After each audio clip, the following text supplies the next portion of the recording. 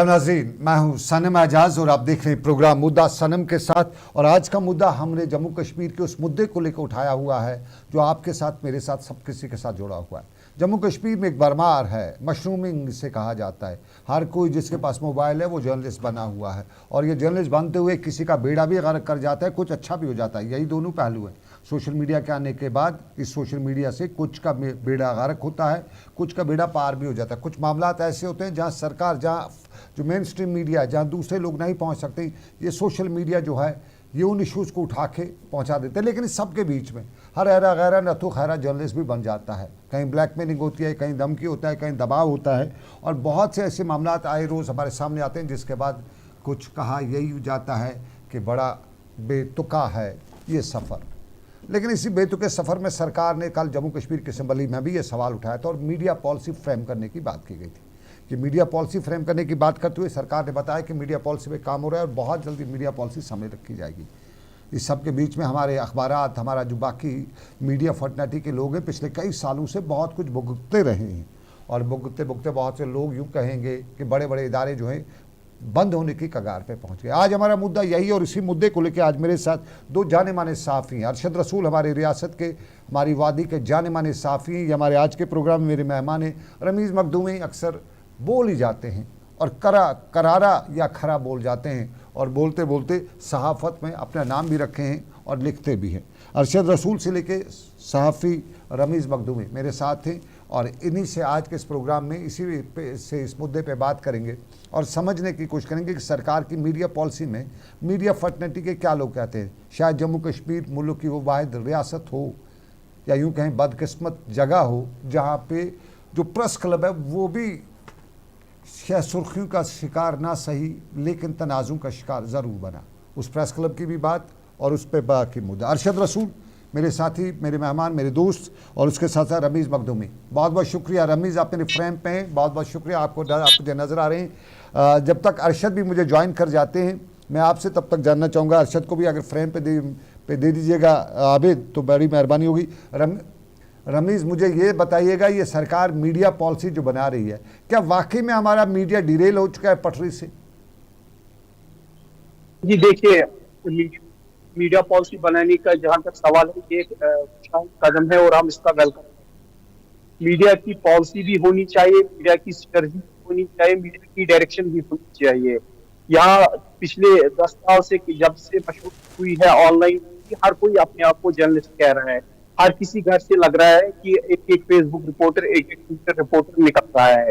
अब शोबे में ये है कि जो प्रोफेशनल हजरात है वो ये शर्माते हैं अपने आप को जर्नलिस्ट कहलाने में। एक वक्त में दुनिया का सबसे सेक्रेड प्रोफेशंस में जर्नलिज्म को समझा जाता था।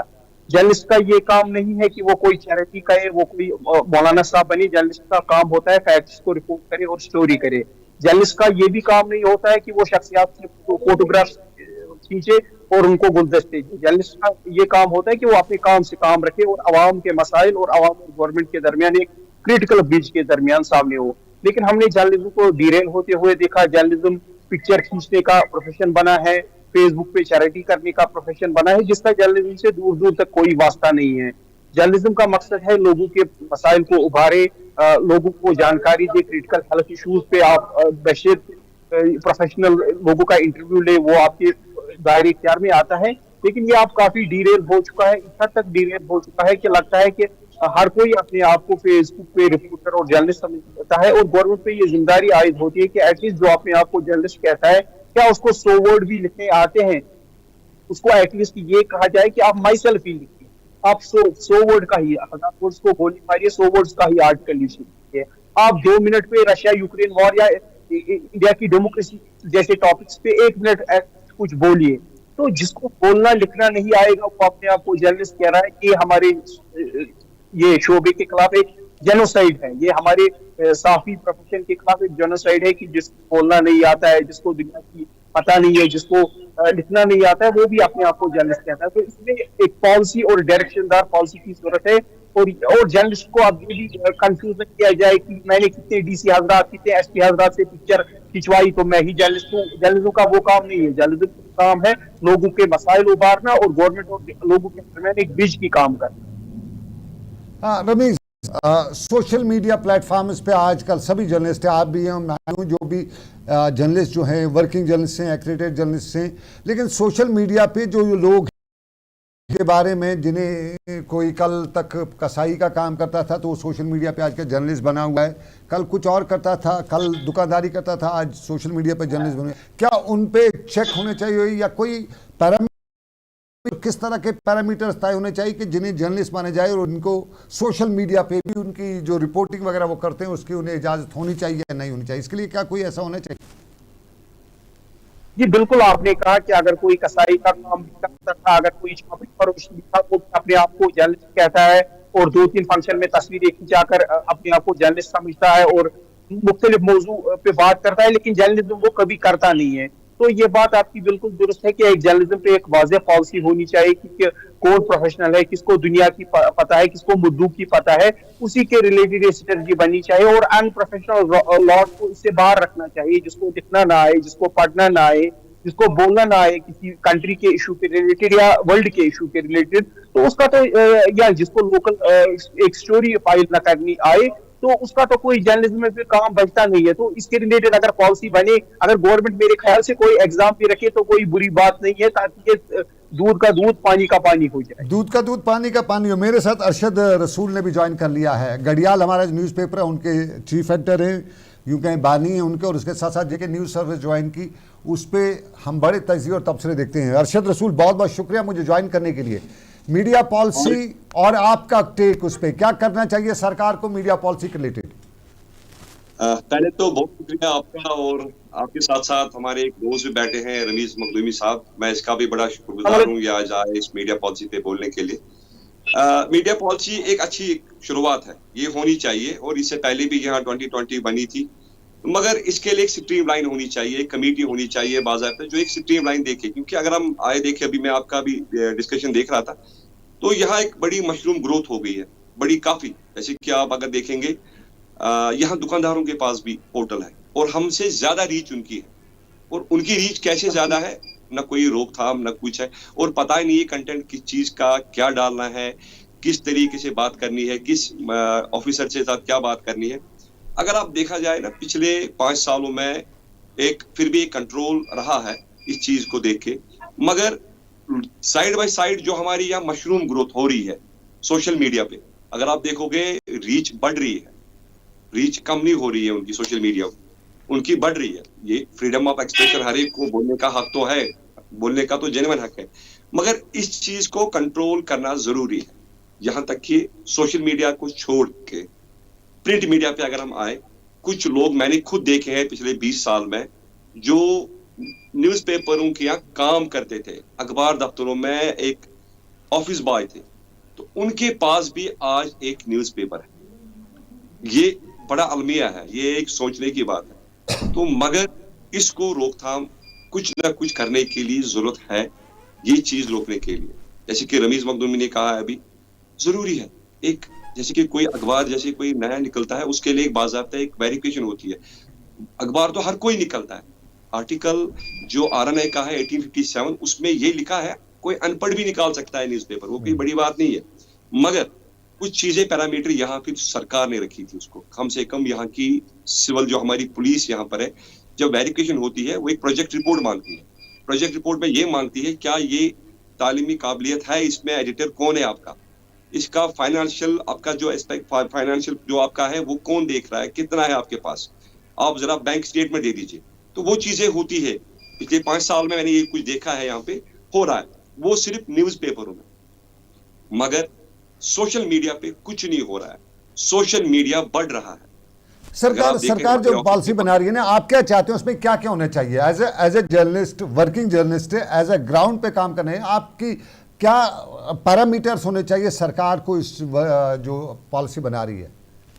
क्योंकि पॉलिसी सबसे पहला जो है वो एक तालीमी काबिलियत, उसकी क्वालिफिकेशन देखनी है, उसकी कम से कम अगर मेन जो है एक क्वालिफिकेशन होनी चाहिए, और उसके बगैर भी बाकी फॉर्मेलिटीज है जिसमें वो उस चीज को पूरा करे। जैसे हमें हमारा सबसे बड़ा है रजिस्ट्रेशन करनी होती है, उसके लिए एक फॉर्म एक कमेटी बैठती है, वो एक हमें देती है ये फॉर्मेलिटीज हमें दे दीजिए, पूरा कर लिए।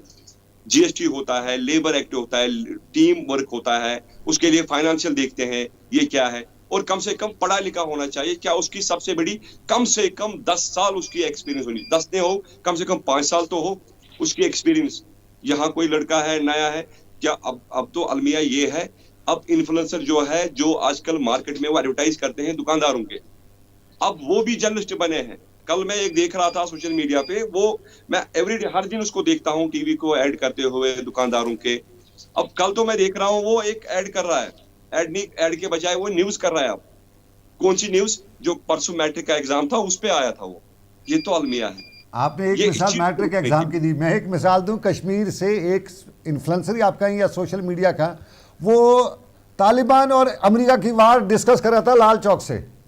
तो ये है, मैं वो भी देख रहा था, तो वो भी है, ऐसा कुछ नहीं है। लेकिन ओवरऑल हमें बहुत झेलना पड़ता है। मैं 20-22 साल से इस प्रोफेशन में हूँ, रमीज़ मखदूमी 10-15 साल से मैं भी इसको जानता हूँ, आपको भी 10-15 साल से जानता हूँ, 15-20 साल से।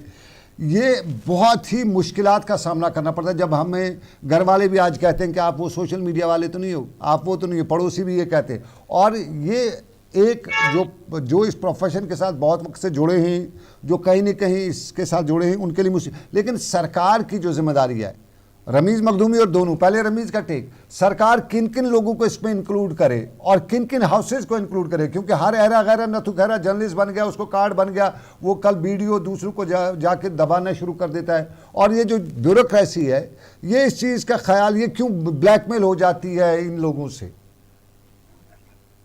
देखिए, आपने ये अच्छा क्वेश्चन सनम जी पूछा। सरकार को भी अपना जाविया बनाना पड़ेगा, एक expert panel of senior journalist लेनी पड़ेगी, जिसमें आप जैसे काबिल जर्नलिस्ट जो हमारे वेटरन फेसेस रहे हो जो कि ये छांट सके कि कौन रियली प्रोफेशनली 10-15 साल से फील्ड में है, और जैसे आपने कहा कौन ब्लैकमेलिंग कीड़े से दूर है, कौन चैरिटी के कीड़े से दूर है। जर्नलिज्म का मैंने पहले ही कहा कि आप इंटरव्यू करिए डॉक्टर हजरात को, वो आपकी फील्ड में विदन आता है। आप हेल्थ डिजीज के बारे में लोगों को जानकारी दे सकते हैं, उसमें कोई बुरी चीज नहीं है। लेकिन जब आप एक चापरी उस शॉप पे जाते हो, अब वो जर्नलिज्म नहीं है, दैट इज मार्केटिंग। आप किसी शू सेल पे जाते हो, that is not journalism, that is marketing. आप मीट शॉप पे कहते हो कि यहाँ पे 600 रुपए किलो मिलेगा, then that is the marketing, वो जर्नलिज्म के दायरे में नहीं आता है। और अनफॉर्चुनेटली यार कुछ सालों से ये भी बात हुई है कि लोग नॉनसेंस कंटेंट फीड कर रहे हैं जर्नलिज्म के नाम पे। किसी पीर फकीर को रगड़ा, उसको फिर नॉनसेंस सवाल पूछे, उससे ये जाहिर करने की कोशिश की जा रही है कि कश्मीरी कौम नॉनसेंस कौम है। तो वो नॉनसेंस कंटेंट को चला के फिर वायरल करते हैं, जो मुद्दा होता नहीं है उसको मुद्दा बनाते हैं, जबकि रियल स्टोरी पे रिपोर्ट नहीं करते। उनको नॉनसेंस मुद्दों पे जो बात करते हैं या नॉनसेंस को उबारते हैं, वो हमारी सोसाइटी को भी नुकसान पहुंचाते हैं।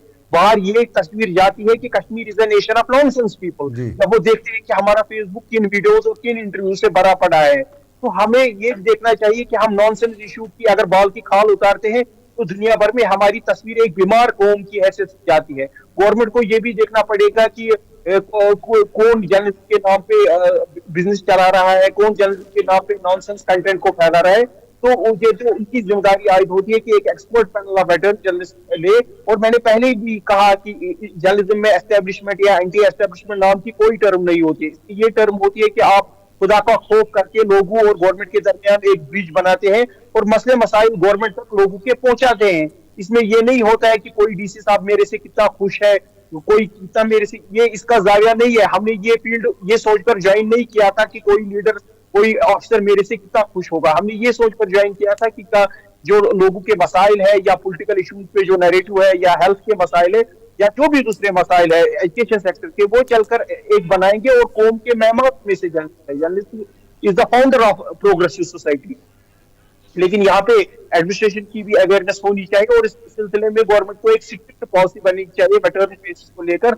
और हम जैसे स्टेक होल्डर से भी फीडबैक मांगना चाहिए ताकि हम भी फीडबैक दें कि कौन इस फील्ड पे रह सकता है और किसको हम जर्नलिस्ट कह सकते हैं और किसको हम जर्नलिस्ट नहीं कह सकते। ये अरशद भाई, कल असेंबली में भी ये सवाल उठा था। दीदी हाँ, असेंबली में सवाल था कि यहाँ के हमारे जो बड़े हाउसेज हैं जर्नलिस्टिक, जिन्हें हम मीडिया हाउसेज कहते हैं, और हमारे कुछ अखबारात, बड़े अखबारात जो नाम थे, जो एम्प्लॉयमेंट भी देते थे और कंटेंट भी देते थे, दोनों चीज़ें। देखिए, कोई इदारा जो होता है वो एम्प्लॉयमेंट भी दे देता है, उसके साथ साथ कंटेंट भी लोगों को अवेयर भी करता है।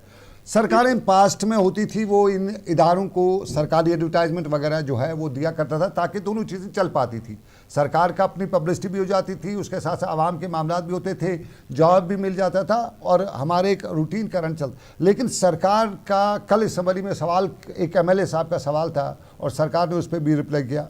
उनके कहा कि यहाँ पे हमारे इंस्टीट्यूशंस को डिरेल करने की कोशिश की गई। वाकई में ऐसा हुआ है? ये बात तो सही है, कल जो उमर अब्दुल्ला साहब ने कहा है, और ये भी मैंने सुना है क्योंकि कुछ एक कमेटी बनने वाली है आने वाले दिन में असेंबली में, कोई ना कोई कमेटी बनेगी जो इस पे देखेगी। खासकर एक तो एडवर्टाइज का मामला जो यहाँ कर है, एडवर्टाइज काफी कम आ रहे हैं आजकल और बीच में भी काफी कम हो गए हैं। तो मगर ऐसा भी नहीं कह सकते हैं क्योंकि कहते हैं क्योंकि ये लास्ट के जो 6 महीने होते हैं विंटर के, कम से कम नवंबर, दिसंबर से जनवरी टिल मार्च तक, तो इसमें कम आता है। कि अभी भी अगर हम देखें इस टाइम, क्योंकि एडवर्टाइज का बहुत फ्लो कम है, आ रहा है। कल भी हमारे एक लेजिस्लेटिव ने, हमारे MLA साहब ने ये कहा है क्योंकि काफी अखबारों में एडवर्टाइज आप आ नहीं रहे हैं, तो ये बात एक है, ये बात तो जेन्युइन है। मगर आपने अभी कहा जैसे कि हमारे ब्यूरोक्रेट शायद डरते हैं इन पोर्टल वालों को, ऐसा नहीं है, डरने की बात नहीं है। इशू ये है अब थोड़ी पॉलिसी चेंज हो गई, क्योंकि जैसा लग रहा है जब हमारे उमर अब्दुल्ला साहब, हमारे CM साहब ने कल एक अच्छा इसके जवाब दे दिया है, लगता है ये एक पूरा इस पे सीरियस इशू नोट लिया है कल इसने, इस चीज को देख के। क्योंकि यहाँ कहते हैं ना, आप कहते हैं सोशल मीडिया पे डरते हैं लोग, इस चीज को क्यों डर रहे हैं? इसको डरना तो पड़ेगा। जैसे कि जिसका कोई कैरेक्टर नहीं है फेसबुक का या कोई भी पोर्टल हो, और जिसको कोई जर्नलिज्म का ABCD पता नहीं है, अगर वो किसी ब्यूरोक्रेट का किसी का खिलाफ, उसके खिलाफ कोई न्यूज डालता है, तो कहते हैं ना कश्मीरी में वो कहावत है, पोज पोज तो तेले आलम दजुतान दज, तब तक वो न्यूज इतनी फैली हुई होती है, उसने कुछ किया नहीं होता है, वो फैली हुई है। मगर एक शुक्र है फेसबुक का एक नया एक पॉलिसी हुई है, लाइव, अब जो उनका लाइव चलेगा वो सिर्फ 1 महीने के लिए चलेगा। अगर कोई लाइव करता था कहीं पे, किसी ऑफिसर के पास जाता था, उसको बोलता था ये फाइल क्यों नहीं गई, उसने वो लाइव किया होता है। और नेचुरली ऑफिसर भी कितना कंट्रोल करेगा वो, जब उसको ऐसा कुछ दिखाता है, ना उसको जर्नलिज्म का ABCD पता है, होता मैं जर्नलिज्म में फलानी पोर्टल का हूँ, मैं फलानी कश्मीर पोर्टल हूँ, वो कोई नाम ऐसा ही बोलता है, डराता है उसको, वो बेचारा वहां पे गुस्से होके उसके साथ हाथापाई होती है। तो उस चीज को लोग ज्यादा एंटरटेन करते हैं। और हमेशा मैंने देखा है, आज तक आपने भी देखा होगा, आप देख लीजिए, उनकी ही ज्यादा रीच आती है जो ज्यादा एंटी चलाते हैं। चाहे मैं नहीं कह सकता एंटी इंडिया चला है, एंटी जो एंटी नेगेटिव, मतलब एंटी नैरेटिव चलाता है, कंटेंट इसका नेगेटिव हो, चाहे किसी ऑफिसर के साथ लड़ाई हो, पुलिस वाले के साथ हाथापाई हो, तो उस चीज को लोग देखते हैं, उस चीज को लोग ज्यादा लाइक करते हैं। क्यों? क्योंकि हम माइंड ही वैसा ही बना है। तो उस चीज को, उस फेसबुक चाहे वो कोई भी यूट्यूब चैनल हो, उसको ज्यादा रीच आती है, और उसको हमसे ज्यादा रीच आती है। यहाँ के न्यूज़पेपरों से, जितने भी बड़े न्यूज़पेपर है, उनसे ज्यादा रीच आती है। तो नहीं, हमारा तो है कन्फ्लिक्ट से हम गुजर के आए हैं, तो इस कन्फ्लिक्ट में साइकोलॉजिकल डिस्टर्बेंस तो रहती है। हमारे कश्मीरी का मिजाज भी बदला हुआ है। हम फितूरी को ही ज़्यादातर वो देखते हैं, ज़्यादातर व्यूज़ उसी को मिलते हैं सोशल मीडिया पे, मुझे ऐसे ही लगता है। अच्छी खबर को बहुत कम देखा जाता है। लेकिन लास्ट में मैं पहले आपसे, मखदूमी साहब, इस पॉलिसी जो सरकार ने बताया कि हम बहुत जल्द, लगभग मार्च के महीने में फाइनल, उम्मीद क्या है आपकी? और इससे आपका और मुझे, क्योंकि सबसे इम्पॉर्टेंट है कि ये बिजनेस हाउसेज तभी चलेंगे, हमारे जो हाउसेज तभी चलेंगे जब इनको फाइनेंशियल जो सपोर्ट सरकार दिया करती वो होगा। तो क्या फाइनेंशियल सपोर्ट से लेके कुछ और उम्मीदें हैं इस पॉलिसी से आपको, जो मीडिया पॉलिसी बन रही है सरकार की?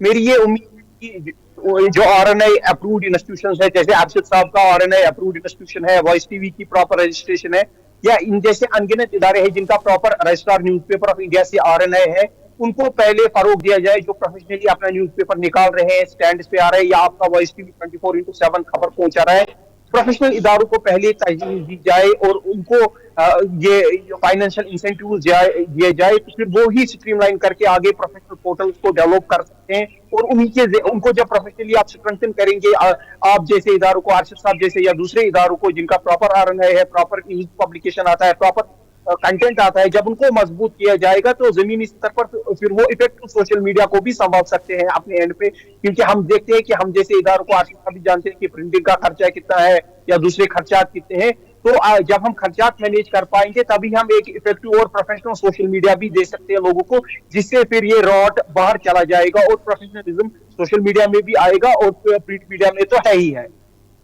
चलिए, अब यही सवाल आपसे, आपकी उम्मीद अरशद साहब? नहीं, ये बात तो सही है। इसके लिए मुझे लगता है एक कमेटी बनने वाली है और मैंने भी सुना है, क्योंकि कल हमने भी एक न्यूज की थी।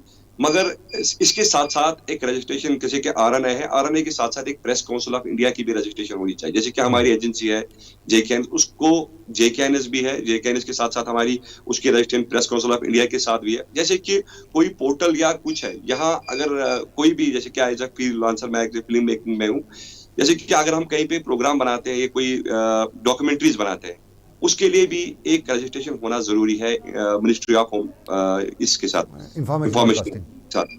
तो साथ साथ में प्रसार भारती के साथ उसके साथ रजिस्टर्ड होना लाजमी था। अगर मैं एक रजिस्टर्ड हूँ इंफॉर्मेशन ब्रॉडकास्टिंग के साथ, ताकि मैं एक फिल्में बनाता हूँ, मगर वहां एक मैंडेटरी रखा गया था प्रसार भारती के साथ भी आपको एफिलिएट होना है। वो तो आपको पता है, जैसे मैं अभी भी उनके साथ कर रहा हूँ।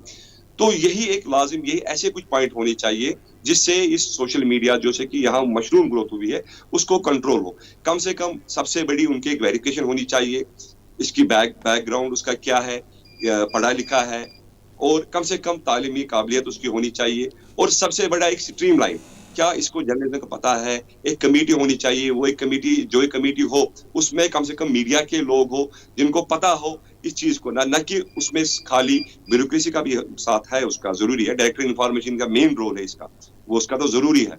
क्योंकि मुझे लगता है, क्योंकि पिछले 1-2 महीने से मैं देख रहा हूँ उमर ज्यादा इस पे तवज्जो चाहता है, क्योंकि यहाँ का मीडिया स्ट्रीमलाइन हो, यहाँ की जो मीडिया हाउसेस है उनको एक स्ट्रीमलाइन चलाया जाए, उनको मतलब एक बूस्ट किया जाए। क्योंकि यहाँ अगर छोटे से छोटे मुलाजिम जो, जैसे कि छोटे से प्रोडक्शन हाउस है, मीडिया हाउस है, वो कहीं ना कहीं 5 लोग कहीं ना कहीं तो इन्वॉल्व है ही उसके साथ। अगर हम जैसे मतलब नॉर्मल मीडिया हाउस अगर देखेंगे 10-15 लोग तो है ही हर एक के साथ। जैसे कि बड़े हाउसेस है उनके साथ भी 20-30 लोग है, क्योंकि उससे रोजगार बढ़ भी सकता है और कम से कम एक स्ट्रीमलाइन रियल जर्नलिज्म बन सकता है। क्योंकि इसके साथ साथ यहाँ की एजेंसीज को भी उसको मुतारक होना पड़ेगा, क्योंकि देखना है ये अगर पोर्टल चला रहा है, देखो हमें मुश्किल हो रहा है अखबार चलाने में। हैरान की बात है, एक पोर्टल चला रहा है, 3-3 लोग 4-4 लोग उसके क्या मोबाइल लेके, पैसे तो कुछ दे दिए उनको, बट ये एक अलमिया है ना, ये देखना है।